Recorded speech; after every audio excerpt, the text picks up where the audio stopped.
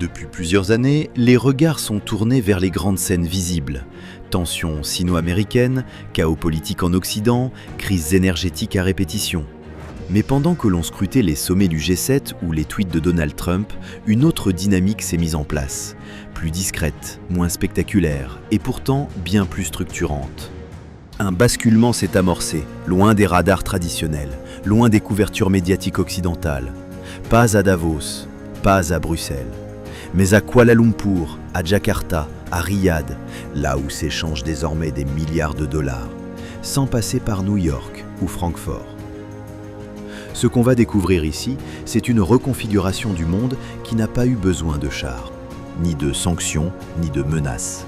Une révolution géoéconomique qui avance par les marges en nouant des alliances régionales, en multipliant les corridors commerciaux, en imposant de nouvelles normes techniques. Une révolution sans déclaration officielle, mais avec des conséquences bien réelles. Alors, comment une coalition d'États d'Asie, du Golfe et d'Afrique de l'Est a-t-elle commencé à réécrire les règles du commerce mondial?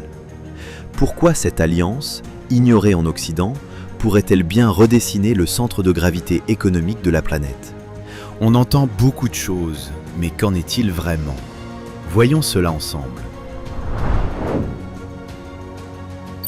Pendant que les projecteurs étaient braqués sur les tensions sino-américaines, sur les tweets polarisants de Donald Trump ou encore sur les crises successives de l'Union européenne, un autre monde s'est mis en mouvement.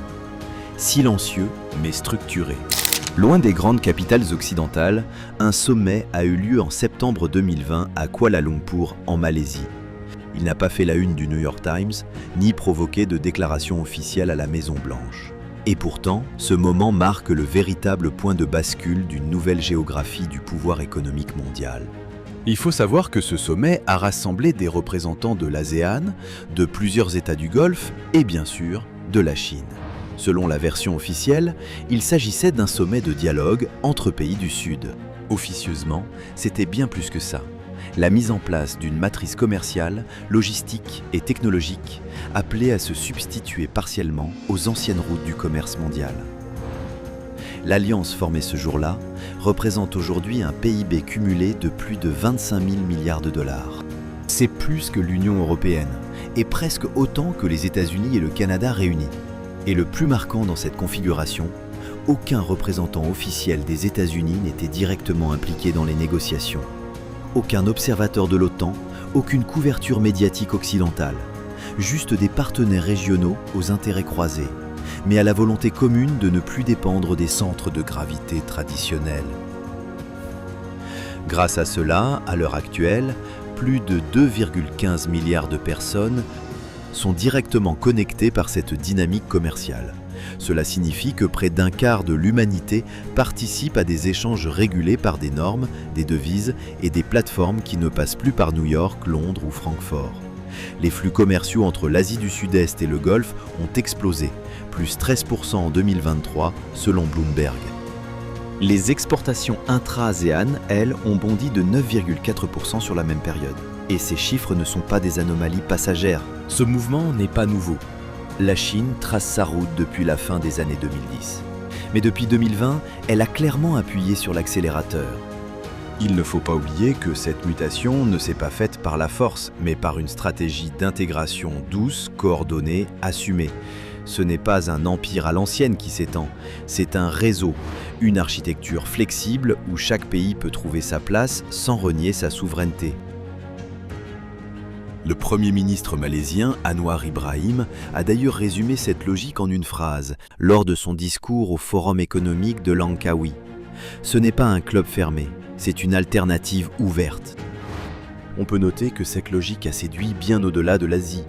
En 2022, l'Iran a rejoint cette dynamique via une série d'accords énergétiques tripartites avec la Chine et l'Indonésie. En 2023, l'Éthiopie a signé un accord de coopération logistique avec Singapour et Dubaï. Et en 2024, c'est l'Égypte qui a intégré le programme de transit maritime One Maritime Vision, sous l'impulsion de Kuala Lumpur, capitale malaisienne. D'ailleurs, en novembre 2021, L'ancien ambassadeur malaisien Mohamed Nazri, interrogé par Reuters, déclarait « La Chine ne remplace pas l'Occident par la force, elle le rend accessoire ». Une phrase forte, presque prophétique. En fait, ce qui se joue ici, c'est bien plus qu'un simple basculement d'influence. C'est la naissance d'un autre monde économique, avec ses règles, ses institutions, ses codes. Une sorte d'espace multipolaire, où les dépendances sont redistribuées, les rapports inversés. Et tout cela, sans bruit, sans déclaration de guerre commerciale, sans nouvelle guerre froide. Ainsi, on ne parle pas ici de confrontation directe avec les puissances établies. On parle d'évitement, de contournement, de création parallèle. Et c'est précisément cela qui rend cette mutation si puissante et si difficile à contrer. Mais comment cette nouvelle réalité économique va-t-elle transformer notre quotidien ? Quels seront ses impacts sur les chaînes de valeur mondiales, sur les monnaies, sur les technologies que nous utilisons ? Ce que l'on observe aujourd'hui, c'est bien plus qu'un retour, c'est une stratégie d'ancrage durable. Maintenant qu'on a vu la toile qui se tisse en surface, regardons de plus près ce qui en constitue les fondations. Car derrière chaque nouvelle alliance, il y a des infrastructures concrètes. Pas seulement des discours ou des signatures d'accords, des ports, des routes, des câbles sous-marins, des hubs numériques et une logistique calibrée au millimètre. Ces éléments, souvent présentés comme purement techniques, sont en réalité des veines économiques. Et aujourd'hui, ces veines irriguent un corps commercial mondial dont le cœur bat de plus en plus fort à Pékin.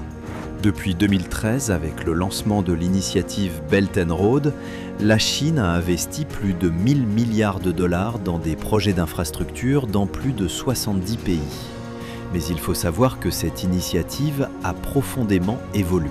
Ce n'est plus seulement une nouvelle route de la soie, c'est une reprogrammation de la géographie mondiale au profit d'un réseau décentralisé de corridors économiques, terrestres, maritimes et surtout numériques.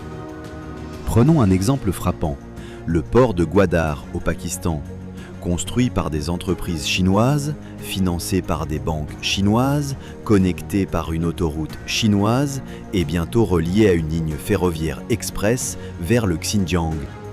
Ce port n'est pas un simple terminal, c'est un pivot stratégique pour l'approvisionnement énergétique, évitant les détroits contrôlés par la marine américaine. Mais ce modèle se réplique à une vitesse stupéfiante. À Djibouti, la Chine a construit le plus grand terminal conteneur automatisé de la région. En Malaisie, c'est le port de Kuantan qui a été doublé en capacité grâce à un partenariat avec le groupe Guangxi. Et en Indonésie, c'est l'achèvement en 2023 du chemin de fer à grande vitesse Jakarta-Bandung, premier du genre en Asie du Sud-Est, qui illustre ce changement de paradigme. En fait, l'Asie du Sud-Est est déjà branchée sur ce réseau. Selon un rapport de la Banque asiatique de développement, plus de 65% des investissements en infrastructures régionales sur les 5 dernières années ont été cofinancés ou pilotés par des entreprises chinoises. Mais ce n'est pas tout. Au-delà du béton, Pékin construit les canaux invisibles du futur, les flux de données. On doit garder à l'esprit que depuis 2019, la Chine a déployé ou cofinancé plus de 15 000 km de câbles sous-marins en Asie, en Afrique et au Moyen-Orient. Des câbles comme le Peace Cable, reliant la Chine au Pakistan, à Djibouti et à Marseille, permettent de transporter des téraoctets de données, tout en contournant les nœuds de régulation occidentaux. En parallèle, des data centers géants poussent à Jakarta, Kuala Lumpur ou Nairobi, souvent propulsés par Alibaba Cloud ou Huawei. Cela montre que Pékin ne fait pas que livrer des marchandises, elle livre un modèle où la logistique, les données, la monnaie et les normes sont synchronisées dans un même espace de puissance. D'ailleurs, selon l'UNCTAD ou la Conférence des Nations Unies sur le commerce et le développement, la Chine est aujourd'hui le premier investisseur dans les infrastructures de traitement de données en dehors de l'OCDE, une organisation qui regroupe principalement des pays riches ou industrialisés comme États-Unis, Japon, pays européens et autres. C'est un fait rarement médiatisé, mais qui pèse lourd. Et ce modèle séduit. En 2024, 32 pays avaient rejoint la Digital Silk Road, branche numérique de l'initiative Belt and Road. Cela va de la construction de réseaux 5G au déploiement de systèmes de paiement mobile interconnectés. Des pays comme le Kenya, la Serbie ou encore les Émirats arabes unis utilisent désormais les standards technologiques chinois pour gérer leurs ports, leurs aéroports, voire leurs services douaniers. Mais pourquoi est-ce si stratégique ? Parce qu'une fois des normes adoptées, elles deviennent difficilement réversibles. Un port qui utilise les logiciels de gestion de Huawei ou ZTE ne va pas basculer du jour au lendemain vers Cisco. C'est comme changer le moteur d'un avion en plein vol. Un réseau câblé en fibre optique au standard chinois n'est pas compatible par défaut avec les systèmes occidentaux. C'est une captation douce, un verrouillage subtil mais durable. Et ce n'est pas un hasard si Pékin propose désormais des packages souverains, infrastructures physiques, cloud national, systèmes de cybersécurité et même formation des élites administratives. Le tout dans une approche non interventionniste, sans conditionnalité politique, contrairement aux programmes d'aide occidentaux. En fait, on pourrait dire que la Chine ne construit pas un empire, elle construit un écosystème. Un système dans lequel chaque pays partenaire devient un nœud d'un réseau plus vaste, et ce réseau, à mesure qu'il s'étend, redéfinit le centre de gravité économique mondial.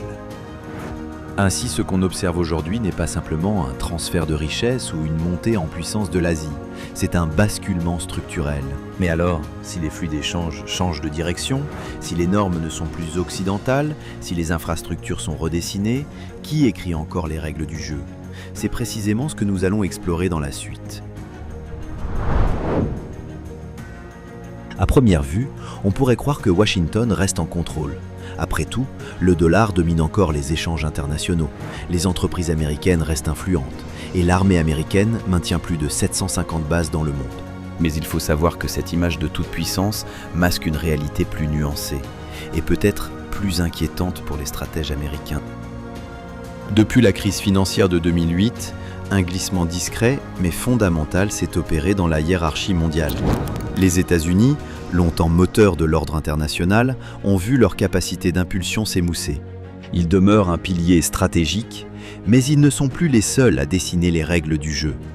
Désormais, ils coexistent avec d'autres centres de gravité plus affirmés, plus actifs. Et ce déplacement d'équilibre n'est plus seulement perceptible, il est mesurable. Entre 2013 et 2023, les investissements directs étrangers chinois ont explosé dans plusieurs régions longtemps considérées comme des zones d'influence occidentale. En Afrique, en Asie du Sud-Est, en Amérique latine, les courbes parlent d'elles-mêmes et elles sont rouges aux couleurs de Pékin. Rien qu'en 2022, la Chine a injecté plus de 40 milliards de dollars en Afrique contre 14 milliards pour les États-Unis, selon les données de la Banque mondiale. L'écart ne se limite pas au montant, il reflète une méthode, moins de conditionnalité, plus de continuité et surtout une capacité à lier économie, technologie et diplomatie dans un même mouvement. Mais ce basculement ne se résume pas à des chiffres, il touche au cœur de l'architecture mondiale, la monnaie. Car derrière chaque échange, il y a une question centrale. En quelle devise se fait-il ? Là aussi, un événement passé relativement inaperçu dans les grands médias occidentaux marque une rupture. Mars 2023. Un contrat énergétique entre Riyad et Pékin.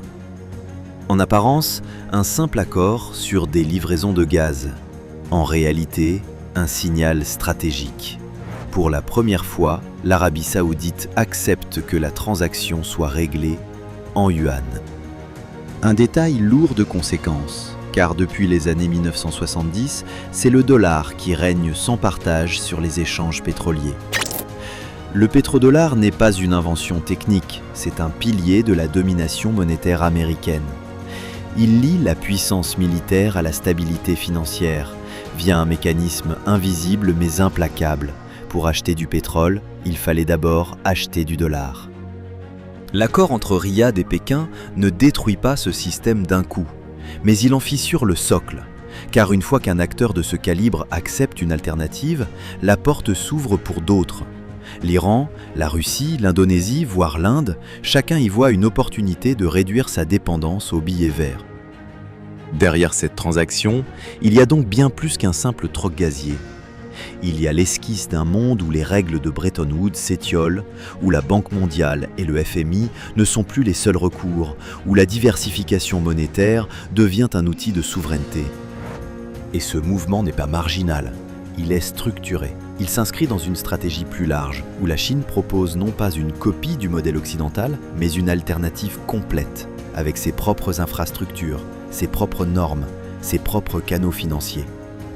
Ainsi, le basculement que nous observons aujourd'hui ne repose pas seulement sur la montée en puissance d'un nouvel acteur. Il repose sur la perte d'un monopole, celui de penser, financer et imposer le monde selon un seul modèle. Et cela, dans l'histoire, marque toujours un tournant. Et ce n'était pas un simple accident diplomatique. Depuis la fin de l'année 2021, Pékin multiplie les accords énergétiques en monnaie locale avec ses alliés stratégiques, Russie, Iran, Brésil, mais aussi certains pays du Golfe. En 2024, plus d'un quart du commerce bilatéral entre la Chine et ses principaux partenaires énergétiques s'effectue désormais en dehors du dollar. Ce n'est pas spectaculaire, c'est discret, mais c'est aussi radicalement structurant. Car à travers cette transition monétaire silencieuse, c'est un pilier entier de l'ordre économique mondial qui est remis en cause.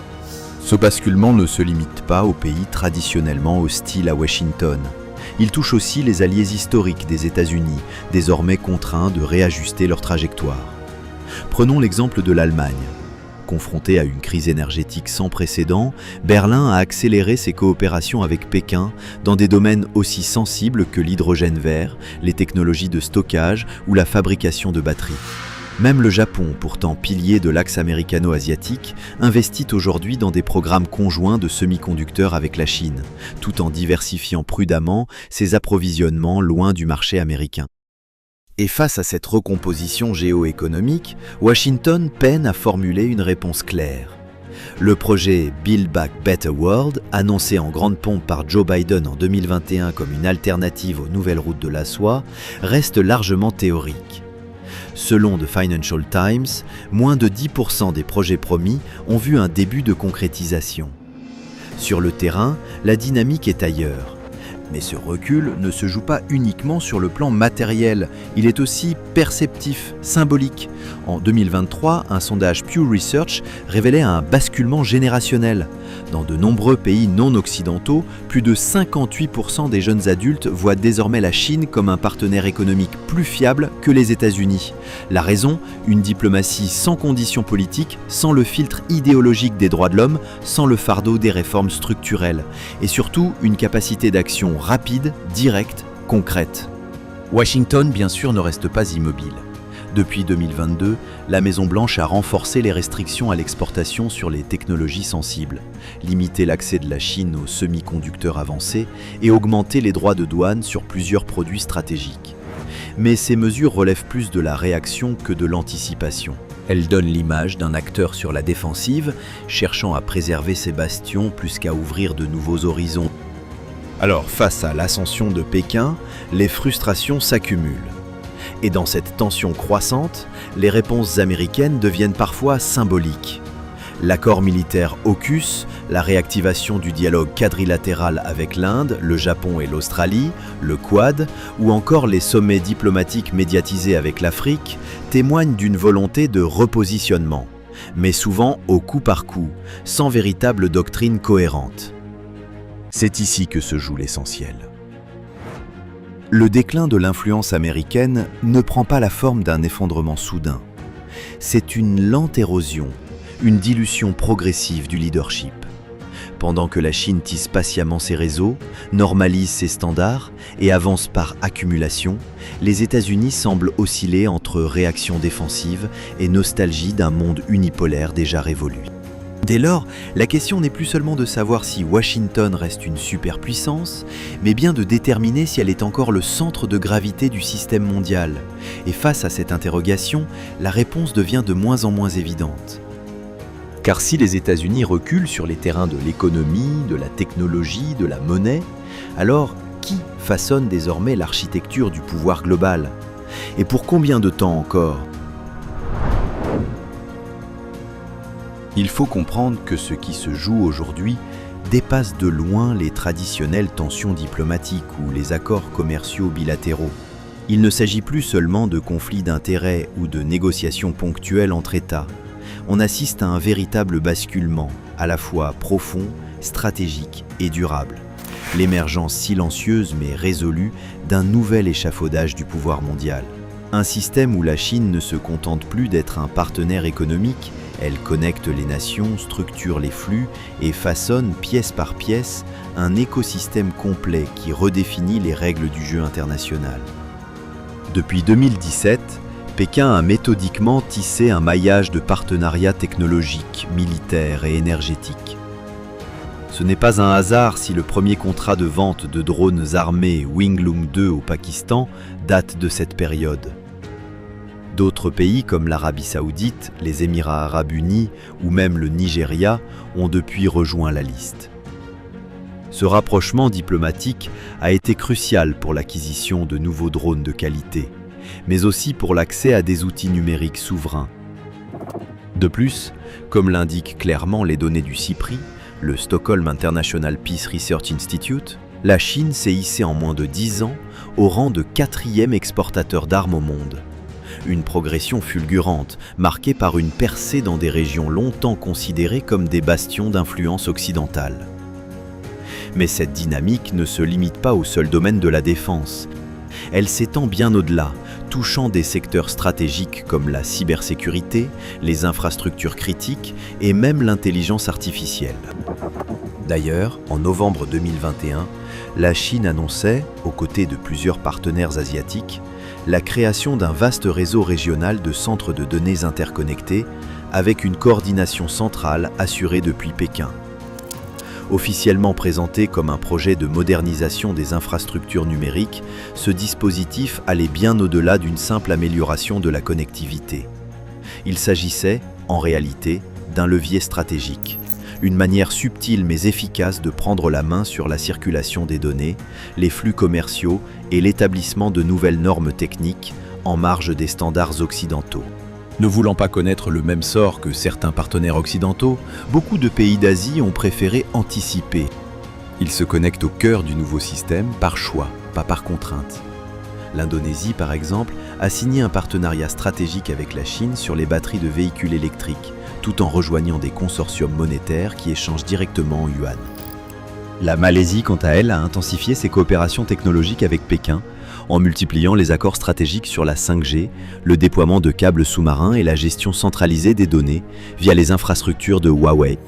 Ce partenariat ne vise pas uniquement à moderniser le réseau malaisien. Il marque surtout un choix assumé d'intégration au modèle numérique chinois où la souveraineté des données rime avec compatibilité politique et alignement technologique. Il est essentiel de se rappeler que tout cela ne constitue pas une série d'initiatives isolées, mais bien une architecture invisible, pourtant redoutablement efficace. Ce n'est plus seulement un alignement diplomatique ou économique, c'est une synchronisation en profondeur. Des monnaies alternatives, des flux de données redirigés, des normes redéfinies, des projets structurants. Un véritable écosystème intégré dans lequel Pékin ne se contente plus d'être un partenaire, elle en devient le cœur battant, l'épine dorsale, voire le chef d'orchestre silencieux. On peut noter que cette structuration repose sur un principe aussi simple que redoutablement efficace, l'interopérabilité conditionnée. Autrement dit, pour pouvoir intégrer ces nouveaux réseaux numériques, logistiques ou financiers, les pays doivent se conformer aux standards technologiques et réglementaires définis par Pékin. Cela garantit une infrastructure fluide, cohérente et facilement déployable, mais crée aussi une forme de dépendance systémique. Plus un pays devient compatible avec les systèmes chinois, plus il est intégré dans cet écosystème. Et donc, plus il devient difficile à déconnecter sans conséquences économiques majeures. En clair, les États qui choisissent d'adopter les solutions chinoises, qu'il s'agisse de plateformes logistiques, de systèmes de paiement ou de cloud souverain, adaptent peu à peu leurs modèles internes à l'architecture définie par la Chine. Et cette standardisation est loin d'être neutre. Elle tisse des liens invisibles mais solides, qui désensibilisent progressivement ces économies aux pressions ou aux ruptures venues d'Occident. Grâce à cette stratégie patiente mais structurée, une trentaine de pays sont désormais intégrés à ce qu'on peut qualifier de système parallèle. Un système dans lequel les échanges commerciaux s'effectuent en dehors du dollar. Les données sensibles sont stockées dans des infrastructures numériques sino-compatibles, les communications reposent sur des terminaux chinois, qu'il s'agisse de Huawei, ZTE ou d'autres fabricants émergents, et où la coopération internationale se tisse au sein de forums entièrement déconnectés des institutions occidentales traditionnelles. Ce n'est plus simplement une alternative. C'est une architecture complète, cohérente et en pleine expansion. Une autre manière d'organiser le monde. Il faut comprendre que ce n'est pas simplement une stratégie commerciale, ni même un repositionnement économique. C'est une vision globale, une matrice d'influence qui combine souveraineté numérique, sécurité énergétique, autonomie monétaire et diplomatie souple mais résolue. Un modèle pensé pour durer, conçu pour s'adapter aux fragilités du monde actuel. Et ce modèle séduit, en particulier dans les régions qui ont payé le prix fort de la volatilité des marchés occidentaux ou de leur exposition chronique aux injonctions du FMI. Pour beaucoup, c'est l'opportunité de sortir du cycle des dépendances et de redéfinir leur trajectoire selon leurs propres règles. Mais ce qui rend cette transition particulièrement redoutable, c'est qu'elle s'opère dans une relative discrétion, sans fracas ni confrontation directe. Tandis que nombre d'analystes occidentaux concentrent encore leur attention sur les chiffres visibles, PIB, dépenses militaires, croissance annuelle, le véritable basculement se joue ailleurs. Il se trame dans les interstices, dans les accords techniques, les interconnexions logistiques, les normes silencieusement adoptées. Ce réseau ne cherche pas à écraser l'ancien système par la force, il cherche à le rendre obsolète, et c'est précisément cette approche progressive, modulaire, difficile à contrer, qui en fait l'arme la plus stratégique du XXIe siècle. Ce phénomène ne traduit pas uniquement un recul de l'Occident, il révèle plus profondément la construction méthodique d'un nouvel ordre mondial. Un système structuré autour de normes alternatives, de technologies propriétaires et d'alliances redéfinies. Un bloc de nouvelle génération est bel et bien en train d'émerger. Un bloc où la Chine n'avance pas seule, mais où elle joue un rôle d'architecte. Elle pose les fondations, tend les câbles, impose les standards et s'apprête peut-être à dicter les récits dominants. Dans cet univers en reconfiguration, la véritable question n'est donc plus de savoir qui domine, mais selon quelles règles. Et surtout, ce nouveau bloc est-il réellement plus résilient ou simplement plus opaque, plus difficile à lire, à contester, à anticiper? Les investissements massifs vers l'Asie ne sont pas juste des réactions ponctuelles ou des coups de poker géopolitiques. Ils traduisent un vrai basculement, profond, construit sur des années de changements économiques, stratégiques et technologiques. Depuis la crise de 2008, le monde s'est progressivement tourné vers l'Est. Aujourd'hui, ce mouvement atteint un moment clé. Pendant que certains dressaient des murs, d'autres construisaient des réseaux numériques, scellaient des accords énergétiques durables, prenaient le contrôle de ports stratégiques et inventaient des systèmes de paiement sans dollars. Mais ce n'est pas qu'une affaire de chiffres, c'est une transformation de fond. Le commerce devient un levier d'influence, un outil pour façonner un nouvel ordre, où l'Asie mise sur des réseaux préférentiels, la souveraineté partagée et des règles régionales. Ce changement s'impose doucement, presque en silence, par des câbles sous-marins, des satellites, des logiciels et des monnaies digitales. Cette discrétion est sa force, rendant le système difficile à contrecarrer. En 2021, un rapport du Forum de l'Asie de l'Est révélait que plus de 60% des accords économiques dans la région excluaient désormais Washington et Bruxelles. Ce n'est pas un hasard, c'est un tournant irréversible. Pour autant, cette transformation reste peu évoquée en Occident, ce qui laisse planer le doute. Est-ce un vrai changement de système ou juste une illusion alimentée par une médiatisation intense du modèle chinois? La réalité est nuancée. Oui, la Chine progresse, l'Asie redessine la carte du pouvoir. Mais non, l'Occident n'est pas éliminé. Des résistances subsistent, des alliances perdurent. Pourtant, la multipolarité s'incarne désormais dans des traités, des infrastructures, des plateformes numériques et des monnaies souveraines. Même des pays liés historiquement à l'Europe, comme la Grèce ou la Serbie, s'intègrent progressivement à ces réseaux venus de l'Est, sans rompre leurs liens traditionnels. Ce n'est pas un basculement total, mais une extension stratégique. Aujourd'hui, le monde se réinvente. Les alliances ne sont plus figées, les projets dépassent les anciennes sphères d'influence et les États cherchent à sécuriser leur avenir dans un contexte instable. Ce que nous vivons dépasse la simple compétition entre Occident et Chine. C'est une reconfiguration globale des flux, des normes, des références. Une reconfiguration où l'Asie centrale, le Golfe, l'Afrique de l'Est et même l'Amérique latine prennent une place bien plus grande qu'il y a 15 ans. Ce sujet est loin d'être clos et nous y reviendrons. Alors, la vraie question à se poser, sommes-nous face à l'émergence d'un nouvel ordre mondial, multipolaire et connecté, ou à une illusion soigneusement orchestrée portée par des chiffres flatteurs et des slogans séduisants ?